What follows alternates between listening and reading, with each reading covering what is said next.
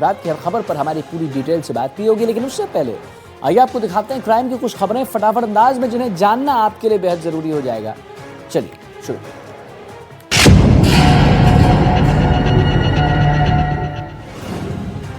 अजमेर में जाली नोटों के खिलाफ बड़ी कार्रवाई हुई। 13,06,000 रुपए के जाली नोट बरामद हुए। पुलिस ने एक आरोपी को भी धर दबोचा। अजमेर में ऑनलाइन निवेश के नाम पर युवक से ठगी की गई। ठगी ने फर्जी निवेश जरिए युवक के साथ ठगी की। खाते से 68,000 रुपए करवाए ट्रांसफर। शेयर मार्केट में 4 गुना फायदे का झांसा दिया था। सीकर में एमडीएमए के साथ 2 तस्कर गिरफ्तार हुए। पुलिस ने कार को भी जब्त किया। आरोपियों के कब्जे से 22 ग्राम एमडीएमए बरामद हुआ। बेनार थाने का हिस्ट्री शीटर है आरोपी रामरतन। दिलवाना में एनएसपी पोर्टल हैक कर करोड़ों की ठगी का मामला। छात्रवृत्ति ठगी गिरोह का मास्टरमाइंड गिरफ्तार। ठगी गिरोह का मास्टरमाइंड इमरान को गिरफ्तार किया। बारा के भंबरगढ़ 16 शख्स पर जानलेवा हमला हुआ। अज्ञात बदमाशों ने सिर पर कुल्हाड़ी से हमला किया। हमले में कुल्हाड़ी उसके सिर में गहराई तक धंस गया है। हालत गंभीर है। अलवर में जीएसटी अधिकारी के घर लूट का खुलासा हुआ। पुलिस ने आरोपियों को गिरफ्तार किया। एक फरार चल रहे आरोपी की तलाश जारी।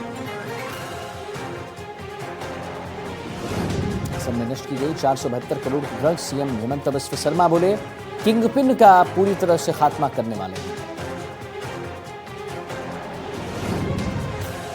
तुषार शर्मा के फंदे के बेल्ट पर मिले स्किन टिश्यू। एम्स दिल्ली की पोस्टमार्टम रिपोर्ट में बड़ा खुलासा। सीबीआई को सौंपी 11 पन्नों की रिपोर्ट। गुरुग्राम एनकाउंटर का नया वीडियो सामने आया। पुलिस के साथ मुठभेड़ में रात भर गूंजी गोलियां। ग्रेटर नोएडा की सूरजपुर में पुलिस बदमाश मुठभेड़। 4 छात्र लुटेरे दबोचे गए। लूट और चोरी की कई वारदातों का खुलासा हुआ।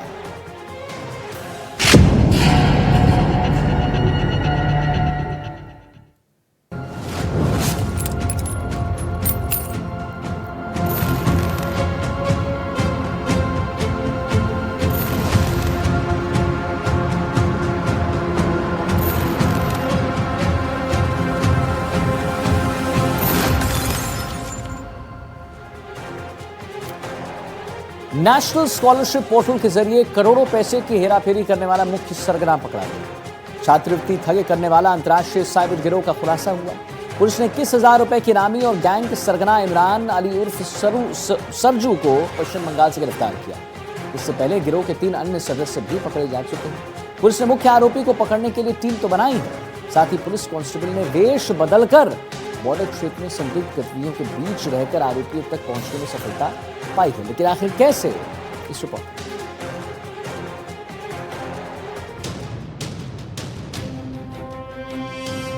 डीडवाना पुलिस ने नेशनल स्कॉलरशिप पोर्टल यानी कि एनएसपी के जरिए करोड़ों रुपए की छात्रवृत्ति ठगी करने वाले अंतर्राज्यीय साइबर गिरोह का बड़ा खुलासा किया है। पुलिस ने 21,000 रुपए के इनामी और गैंग के मुख्य सरगना इमरान अली उर्फ सरजू को पश्चिम बंगाल से गिरफ्तार कर लिया है। इससे पहले गिरोह के 3 अन्य सदस्य भी पकड़े जा चुके हैं। अल्पसंख्यक छात्रों को दी जाने वाली छात्रवृत्ति में करोड़ों रुपए का गबन किया गया था। गैंग का मुख्य सरगना इमरान अली उर्फ सरजू विभिन्न राज्यों में साइबर फ्रॉड की वारदातों को अंजाम दे चुका है। आपको विदित है कि यहाँ पर जो एनएसपी पोर्टल है भारत सरकार का, जिसके माध्यम से अल्पसंख्यक छात्रों को छात्रवृत्ति दी जाती है, उसमें फर्जीवाड़ा करके, फ्रॉड करके, हैक करके और करोड़ों रुपए की छात्रवृत्ति गिरोह के द्वारा उठाई गई, जिसके ऊपर 3 मुकदमे डीडवाना, नावा और मकराना में दर्ज हुए। प्रकरण दर्ज होने के ऊपर त्वरित कार्रवाई करते हुए 3 जनों को पश्चिम बंगाल से गिरफ्तार किया गया था, जिसमें जुबैर आलम, मंसूर आलम और मुन्ना मुश्ताक को।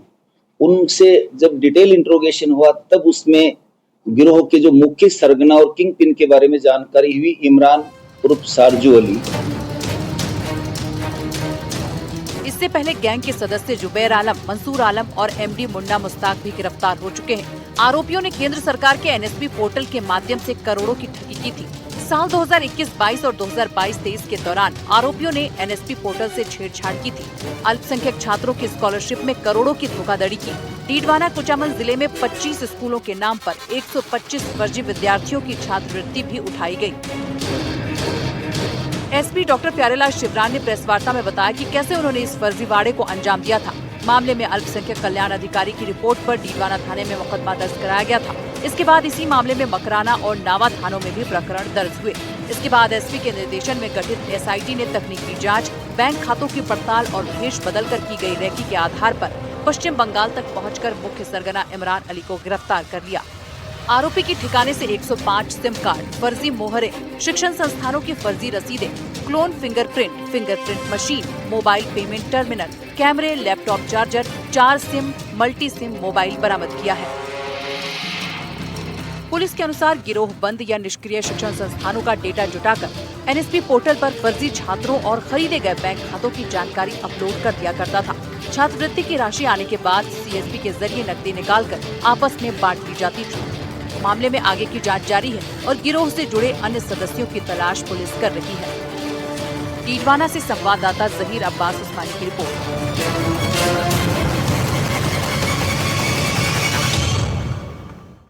पुलिस के मुताबिक आरोपी इमरान अली और उसकी गैंग पिछले लंबे समय से एनएसपी पोर्टल को हैक कर अल्पसंख्यक समुदाय के छात्र छात्राओं को दी जाने वाली छात्रवृत्ति राशि का गबन करते थे।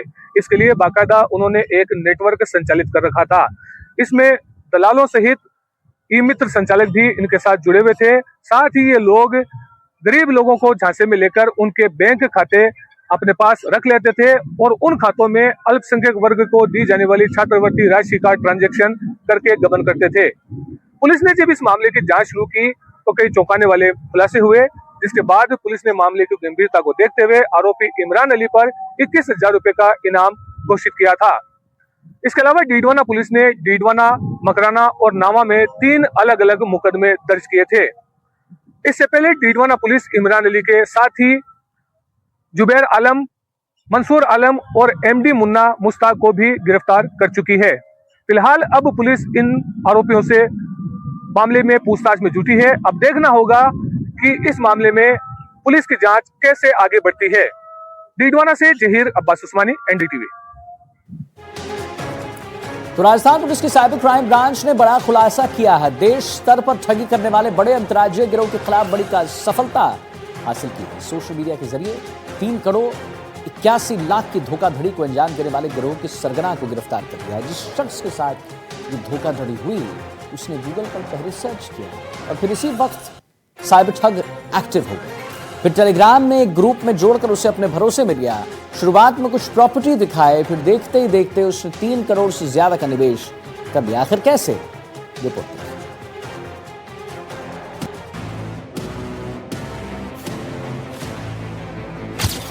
राजस्थान पुलिस की स्टेट साइबर क्राइम शाखा ने फॉरेक्स ट्रेडिंग और ऑनलाइन निवेश के नाम पर देशव्यापी ठगी करने वाले बहुत बड़े अंतर्राज्यीय गिरोह के खिलाफ बड़ी सफलता हासिल की है। अतिरिक्त महानिदेशक police cyber crime Vijay Kumar Singh ने बताया कि एक सोशल मीडिया के जरिए 3 करोड़ 81 लाख रुपए की सनसनीखेज साइबर धोखाधड़ी को अंजाम देने वाले गिरोह के लिए बैंक खाते उपलब्ध कराने वाले मुख्य आरोपी रक्षक राहुल गजभिये को नागपुर यानी कि महाराष्ट्र से गिरफ्तार कर लिया गया है। ये कार्रवाई उप महानिरीक्षक साइबर क्राइम के निर्देशन में और साइबर क्राइम पुलिस अधीक्षक के सुपरविजन में state cyber crime police station की विशेष टीम द्वारा की गई है। और ऐसे वो सारे अपराधी, वैसे सारे सूत्रधार, वैसे सारे वांछित तस्कर जो यह सोचकर कि वो पुलिस की आंखों से दूर रहेंगे, पुलिस की आंखों में धूल झोंकोगे और कानून का शिकंजा उन तक नहीं कर सकता, उनके लिए कविता के तौर पर बहुत स्पष्ट संदेश एनडीएफ की तरफ से है। देख लो, यहां हर तरफ पुलिस है, पुलिस की आंखें हैं। भागोगे कहां? तुम्हारी मंजिल तो जेल की सलाखें हैं। तेज भागोगे, हम पहले तुम्हारे रफ्तार को मंद करेंगे, तुम्हें भगा भगा कर थकाएंगे, फिर हम तुम्हें बंद करेंगे। साये की तरह तुम्हारे पीछे हैं, हमसे कब तक भागोगे? पुलिस के भूत से भयभीत कच्ची नींद से जागोगे। सजा से भागकर भागते रहना, सजा से भागकर भागते रहना एक अलग ही सजा है। तुम्हें खदेड़ते भगाते रहना भी एक अलग ही मजा है। दौड़ो, भागो, आगे पीछे, चूहे बिल्ली सा ये तो खेल है। दौड़ो, भागो, आगे पीछे, चूहे बिल्ली सा ये तो खेल है। आखिर पहुंच गए ना तुम, तुम्हारी मंजिल तो जेल है। इस महाघोटाले की शुरुआत तब हुई जब मालवीय नगर के रहने वाले एक शख्स ने इंटरनेट पर निवेश के विकल्प तलाशे। उन्होंने 5 अक्टूबर 2025 को state cyber crime police station पर एक लिखित शिकायत दर्ज कराई। निवेश के लिए पीड़ित ने गूगल पर सर्च किया था। निवेश और ट्रेडिंग के उद्देश्य से एक वेबसाइट पर क्लिक किया। इसी वेबसाइट के जरिए साइबर ठगों के पास पीड़ित की जानकारी पहुंच गई। तुरंत एक कस्टमर केयर की कॉल पीड़ित के पास आई। फिर एक लिंक भेजकर उसने ग्रुप से उसे जोड़ दिया। भरोसा जीतने के बाद रजिस्ट्रेशन के नाम पर आधार कार्ड, पैन कार्ड और पर्सनल डॉक्यूमेंट ले लिए। फिर छोटा रिटर्न दिखाकर उसे फंसाया। उसे भरोसे में लिया। 3 करोड़ 81 लाख होते ही ग्रुप से पीड़ित को डिलीट कर दिया। साइबर अपराधों ने पीड़ित को जाल में फंसाने के लिए बेहद शातिर और मनोवैज्ञानिक तरीका अपनाया। शुरुआत में ठगों ने परिवादी से बहुत कम राशि का निवेश करवाया और उस पर तुरंत छोटा लेकिन वास्तविक रिटर्न वापस देकर उसका भरोसा जीत लिया। एक बार भरोसे में लेने के बाद पीड़ित को भारी रिटर्न का लालच देकर करोड़ों रुपए का निवेश करने के लिए उकसाया गया। ठगों द्वारा बनाए गए वर्चुअल पोर्टल के डैशबोर्ड पर डॉक्टर को अपना निवेश किया हुआ पैसा लगातार बढ़ता हुआ दिखाई दे रहा था, जो कि वास्तव में सॉफ्टवेयर द्वारा जनरेट किया गया महज एक फर्जी आंकड़ा था।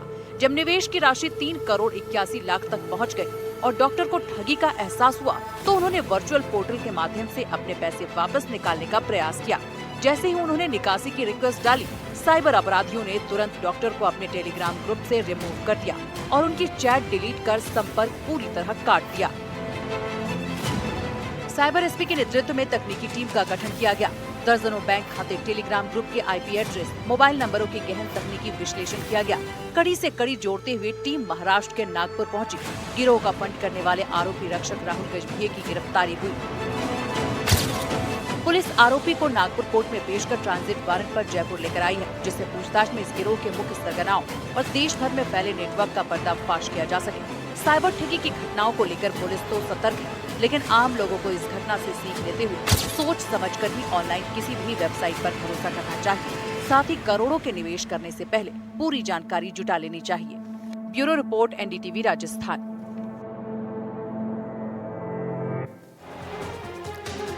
वहीं अलवर और डूंगरपुर में पौंड में डूबने से 6 बच्चों की जान चली गई। डूंगरपुर में 4 बच्चे तो वहीं अलवर में 2 बच्चों की डूबने से मौत हो गई। गांव में अक्सर अपना ग्रुप बनाकर तालाब या छोटा एनिकट में नहाने चले जाते हैं बच्चे, और उसी बीच इस प्रकार के हादसे पेश आते हैं। बच्चों की डूबने से दर्दनाक मौत हो गई है और डीडवाना में तो 3 सगे भाई बहन समेत 4 बच्चों ने अपनी जान गंवा दी। पूरे गांव में इस घटना के बाद मातम कर रहा है।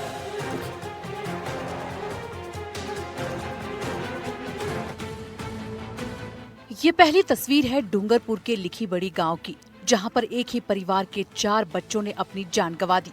वहीं दूसरी तस्वीर अलवर की है, जहां पौंड में नहाने गए 2 मासूम बच्चे गहरे पानी में डूब गए। दोनों घटनाओं से इलाके में गमगीन माहौल बन गया। पानी में डूबने से इन बच्चों की दर्दनाक मौत हो गई।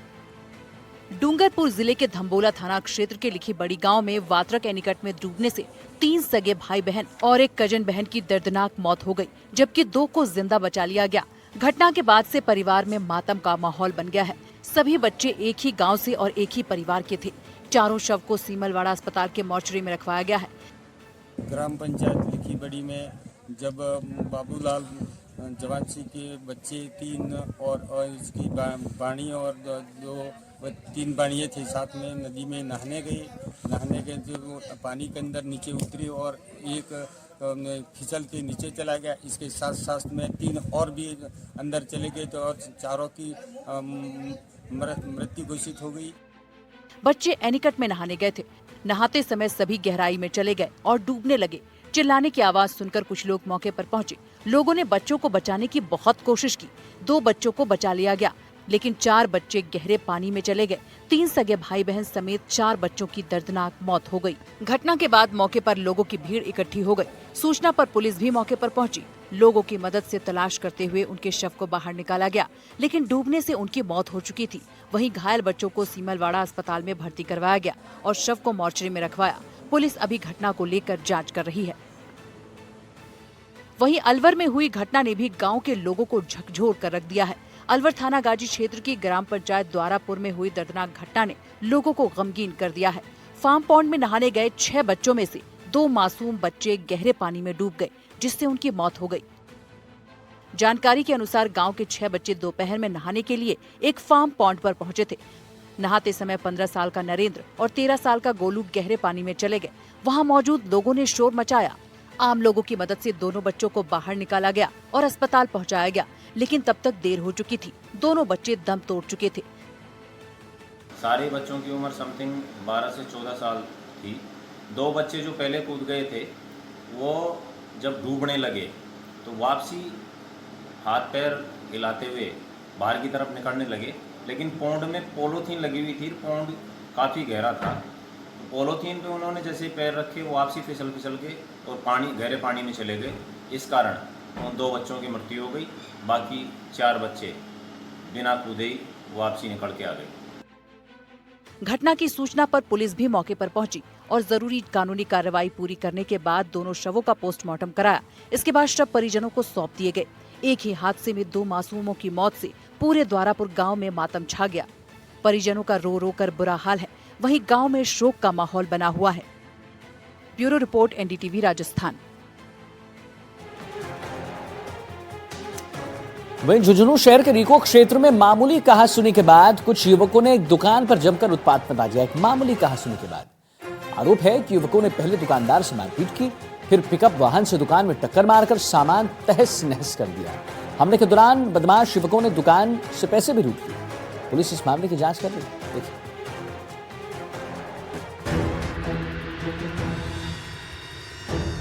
झुंझुनू शहर के रीको क्षेत्र में मामूली कहासुनी के बाद कुछ युवकों ने एक दुकान पर जमकर उत्पात मचाया।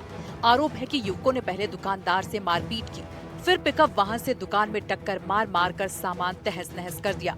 दुकानदार का आरोप है कि गले में रखी नकदी भी आरोपी अपने साथ ले गए। जानकारी के अनुसार झुंझुनू शहर के रीको स्थित शास्त्री नगर के वासीपुरा रोड पर शनिवार देर शाम चाय की दुकान पर मारपीट और तोड़फोड़ की घटना सामने आई है। 4-5 लोग आए थे पुचके खाने के लिए। वो उन्होंने पुचके खाते खाते आपस में उनकी बहस होगी। वो लड़ाई झगड़ा आपस में मारपीट करने लगे, मेरे मटके फोड़ने लगे। मैंने बोला मटके क्यों तोड़ रहे हो? तब उसने आके तुरंत मेरी कॉलर पकड़ी, मेरे को 2-4 मारा कुटी की। मेरे चोट भी आई है कहीं जगह। फिर उन्होंने कहीं पिकअप वाले को फ़ोन किया, वो पिकअप वाला आया, सीधा आते ही मेरे ऊपर गाड़ी चढ़ा दी। मेरे दुकान के अंदर मेरी रैंक वगैरह, मेरा गला तोड़ दिया। 7,500 के 8,000 के करीब लगभग मेरे गले में पैसे थे, वो ले गए और मेरे को धमकी भी दे के गया। पीड़ित दुकानदार के अनुसार उसकी दुकान के पास 4 से 5 युवक पानीपुरी खाने के लिए आए थे। इस दौरान युवकों के बीच किसी बात को लेकर आपस में विवाद हो गया, जो देखते ही देखते मारपीट में तब्दील हो गया। दुकानदार ने बताया कि जब उसने युवकों को दुकान पर मटका तोड़ने से रोका तो उन्होंने उसके साथ भी मारपीट शुरू कर दी। मारपीट के बाद युवकों ने अपने साथी को वाहन लेकर बुलाया। पिकअप चालक आते ही उसने वाहन दुकान पर चढ़ा दिया। पिकअप की टक्कर के कारण दुकान की रैक, काउंटर, दूसरे सामान क्षतिग्रस्त हो गए। हमले के दौरान गले में रखे करीब 8,000 रुपए वो लूट कर फरार हो गए और जाते जाते आरोपियों ने धमकाया भी। पीड़ित में बाद में थाने पहुंचकर रिपोर्ट दर्ज करवाई। पीड़ित का कहना है कि शिकायत दर्ज कराने के बाद पुलिस मौके पर पहुंची और घटना में इस्तेमाल पिकअप वाहन को अपने कब्जे में ले लिया। हालांकि आरोपी युवक तब तक फरार हो चुके थे। फिलहाल पुलिस मामले की जांच कर रही है और आसपास के सीसीटीवी फुटेज खंगालकर आरोपियों की पहचान में जुटी हुई है। झुंझुनू से संवाददाता रविंद्र चौधरी की रिपोर्ट।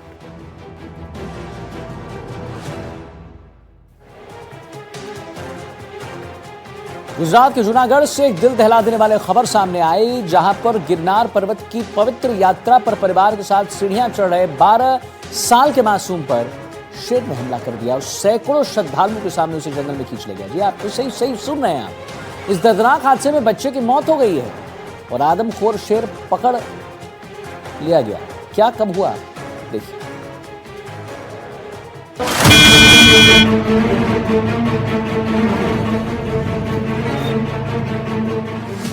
11 जुलाई सुबह तड़के करीब 4:30 बजे जब पूरा गिरनार जय गिरनारी के जयकारों से गूंज रहा था, तभी अंबाजी मंदिर की ओर से जाने वाले रास्ते पर मौत ने दस्तक दी।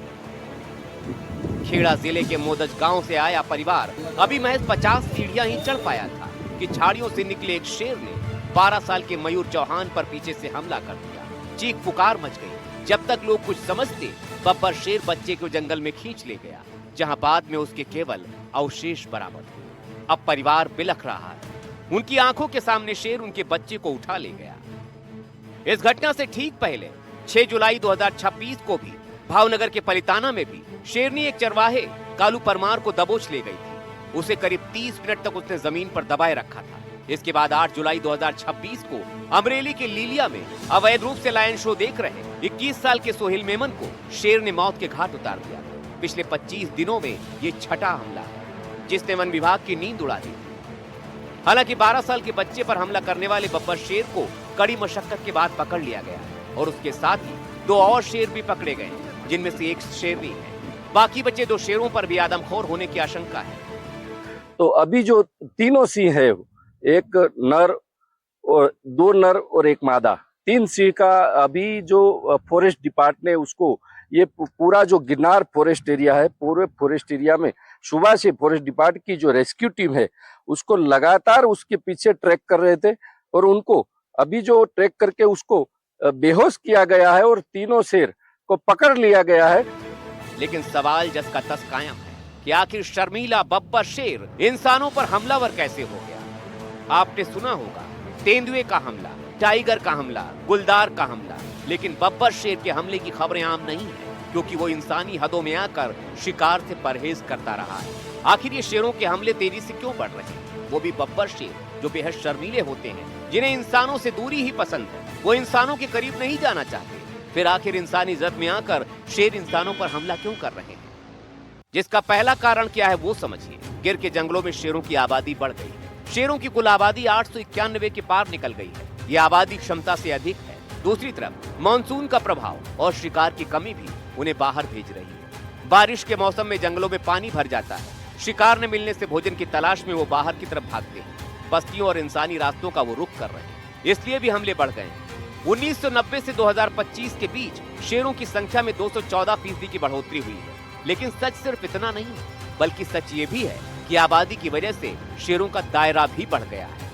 1990 से 2025 के बीच शेरों का इलाका 430% तक बढ़ गया है। 1990 में शेरों के घूमने का दायरा 6600 वर्ग किलोमीटर तक सीमित था, जो 2025 में बढ़कर 35,000 वर्ग किलोमीटर तक बढ़ गया है। इस दायरे को लांघने की वजह से 44% से ज्यादा शेर जंगल के बाहरी इलाकों में पाए गए, यानी इंसानों की बस्ती के करीब पहुंच गए। सिर्फ 56% के करीब शेर ही जंगल वाले इलाकों में मिले, जबकि 44% से ज्यादा शेर जंगल के बाहरी इलाकों में पाए गए। जाहिर है इस दायरे को सुरक्षित करना होगा, शेरों के दायरे को मॉनिटर करना होगा, वरना इंसान और जानवर के बीच टकराव जानलेवा हो सकता है। शेर तो हर बार पकड़े जाएंगे, लेकिन उससे पहले वो किसी इंसान के जीवन के लिए संकट ना बने, इसके उपाय भी सुनिश्चित करने पड़ेंगे। जो ये घटना, ये वारदात हुई थी, उसी वारदात में बच्चे का तो मौत हो गया। उसका जो मानव कंकाल है वो मिला है, उसके पैर का भाग मिला है, वो उनको भी एफएसएल के लिए उसको सरकारी अस्पताल भेजा गया है। अभी तीनों शेर का रेस्क्यू कर लिया और तीनों शेर को अभी जू पार्क में भेजा गया है और वहां पे उनका रिपोर्ट तैयार होगा और डीसीएफ के द्वारा जानकारी दी जाएगी। Vijay Singh Parmar, NDTV news, Junagadh.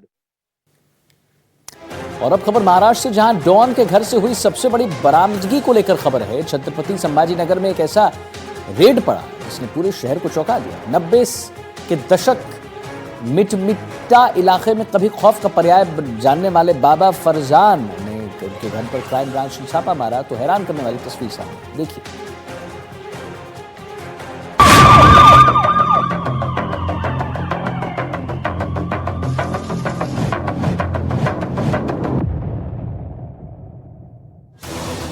नब्बे के दशक का डॉन बाबा फरजान,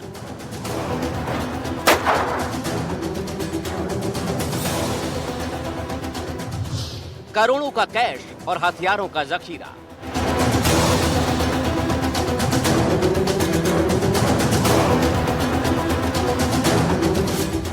महाराष्ट्र के छत्रपति संभाजी नगर के पडेगांव इलाके में अचानक पुलिस और क्राइम ब्रांच की गाड़ियों का काफिला पहुंचा।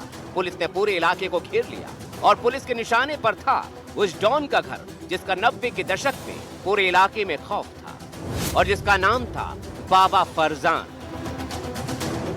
महाराष्ट्र पुलिस की क्राइम ब्रांच की टीम जैसे ही घर की तलाशी शुरू करती है, हैरान करने वाला मंजर सामने आता है। बाबा फरजान के बंगले में करीब 5 करोड़ 50 लाख रुपए बरामद हुए। कैश इतना ज्यादा था कि मौके पर 5 करेंसी काउंटिंग मशीनों को बुलवाना पड़ा। इधर कई घंटों तक नोटों की गिनती चलती रही। दूसरी तरफ पुलिस टीम बंगले के हर हिस्से की तलाशी लेती रही। जांच एजेंसियों ने कई दस्तावेज, रिकॉर्ड और अन्य सामग्रियों को भी अपने कब्जे में लिया है। जिनकी पड़ताल की जा रही है। इसके अलावा तलाशी के दौरान पुलिस को हथियारों का बड़ा जखीरा भी मिला है। पुलिस को बाबा फरजान के इस ठिकाने से 2 पिस्टल, 4 राइफल, 1 तलवार, 17 चाकू, 6350 जिंदा कारतूस, 12 बोर के 632 कारतूस, 7.65 mm के 1878 और .22 के 3840 कारतूस मिले हैं। कारतूसों की कीमत ही करीब 5.5 लाख रुपए बताई जा रही है। अब पुलिस इसकी भी जांच कर रही है कि इन हथियारों के लाइसेंस वैध हैं भी या नहीं और इनका इस्तेमाल किन गतिविधियों में होने वाला था। क्राइम ब्रांच की टीम की जांच अब बाबा फरजान के फाइनेंशियल नेटवर्क तक पहुंच चुकी है। बैंक खातों, लेन देन, चल अचल संपत्तियों और संभावित बेनामी संपत्तियों की जांच हो रही है। सबसे बड़ा सवाल ये है, आखिर करोड़ों रुपए की इस नकदी का सोर्स क्या है? क्या ये वैध कमाई है या फिर इसके पीछे कोई बड़ा नेटवर्क काम कर रहा था? पुलिस को इस बात की जानकारी भी लगी है कि बाबा फरजान का नाम छत्रपति संभाजीनगर की अपराध जगत की दुनिया में नया नहीं है। 1990 के दशक में मिटमिटा इलाके में उसका खासा दबदबा बताया जाता है। स्थानीय स्तर पर उसका नाम खौफ और विवादों से जुड़ा रहा है। ऐसे में अब कई दशकों के बाद जब उसके बंगले पर रेड पड़ी तो एक बार फिर पुराना नेटवर्क और कथित साम्राज्य चर्चा के केंद्र में आ गया है। पुलिस इस बात की जांच कर रही है कि क्या इस बरामदगी के पीछे कोई बड़ा नेटवर्क है या फिर कोई अंडरग्राउंड साजिश रची जा रही थी। मुंबई से कैमरा पर्सन सचिन सावंत के साथ सुजाता द्विवेदी, एनडीटीवी इंडिया के लिए। क्राइम कुंडली में फिलहाल इतना ही। एक छोटे से ब्रेक के लिए रुक रहे हैं। नमस्कार।